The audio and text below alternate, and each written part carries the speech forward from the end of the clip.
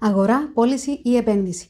Πάμε να δούμε μαζί τους λόγους που είμαι ιδιαίτερα αισιόδοξη για την πορεία της κυπριακής αγοράς ακινήτων το 2025. Βλέπουμε ότι οι ξένες επενδύσεις συνεχίζονται δυναμικά, καθώς επενδυτές από την Ευρώπη, τη Μέση Ανατολή και την Ασία αναγνωρίζουν την Κύπρο ως ένα στρατηγικό σημείο για επιχειρήσεις και για ποιοτική ζωή. Οι παραθαλάσσιες πόλεις, όπως η Λεμεσός, η Λάρνακα και η Πάφος, προσελκύουν το μεγαλύτερο ενδιαφέρον. Η πρόσφατη αναβάθμιση της πιστοληπτικής ικανότητας της Κύπρου από τον οίκο Moody's σε βαθμίδα Α3 είναι ένα πολύ θετικό σημάδι. Αυτή η εξέλιξη ενισχύει την εμπιστοσύνη των επενδυτών και κάνει την Κύπρο ακόμα πιο ελκυστική για όσους αναζητούν ασφαλείς και αξιόπιστες επενδύσεις.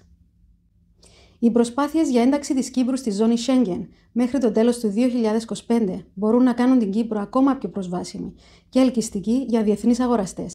Η ευκολότερη μετακίνηση και οι λιγότερες γραφειοκρατικές διαδικασίες θα αυξήσουν το ενδιαφέρον για αγορά ακινήτων στη χώρα μας. Ένα ακόμη σημαντικό γεγονός είναι η επανεκλογή του Ντόναλντ Τραμπ στις Ηνωμένες Πολιτείες.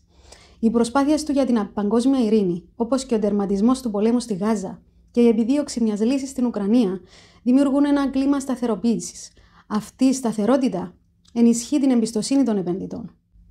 Η πιθανή μείωση των επιτοκίων μπορεί να βοηθήσει σημαντικά τους αγοραστές και τους επενδυτές να αποκτήσουν ακίνητα με πιο ευνοϊκούς όρους και να τονώσει τόσο την αγορά κατοικιών όσο και εμπορικών ακινήτων.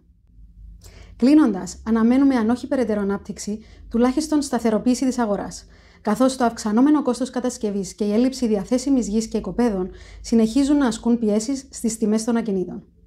Αν και συνεχίζει να υπάρχει αυξημένη κινητικότητα στην αγορά ακινήτων, οι αγοραστές πρέπει να είναι προσεκτικοί και να έχουν έγκυρη ενημέρωση ώστε να κάνουν τις σωστές επιλογές. Είμαι η Άλκηστη Νικολάου, CEO της RE/MAX Κύπρου και μπορείτε να επικοινωνείτε μαζί μας για τις τελευταίες εξελίξεις στην αγορά ακινήτων.